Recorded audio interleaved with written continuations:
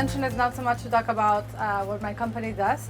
I just wanted to carve a bit of space in a conference where we're speaking about tech and accelerating and fast growing and scaling and 10xing, and where everything seems to be going really fast, to just talk a bit about burnout and what, like, at what cost are we growing companies and these purposes. It's not cool to say you're having a burnout, right? Like, we have such high expectations on each other. For me personally, having experienced burnout from the corporate world and then eventually from being an entrepreneur myself, so when I was the boss, so I had no one to blame anymore, I started questioning where is this burnout coming out, and how are we, or how could we change that or question it so that we can be sustainable ourselves, right? There's no point of having a sustainable company if we're not sustainable ourselves in how we live, how we move, how we're doing things. I wanted to call this session Slow Burn because we don't really notice it until something like very drastic goes on, right? So it's like a very subtle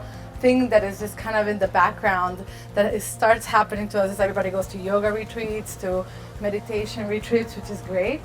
But why are we looking for that connection? It means that we're disconnected in our everyday, right? So we're looking for that connection somewhere else.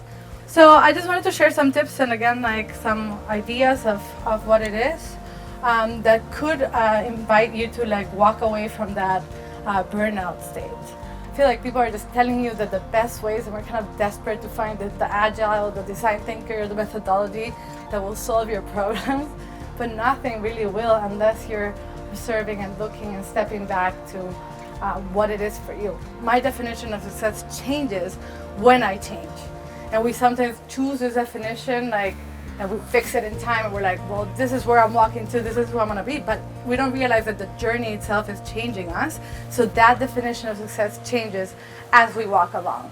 It is for the walk, for every second of the walk, not for that one final thing that keeps moving.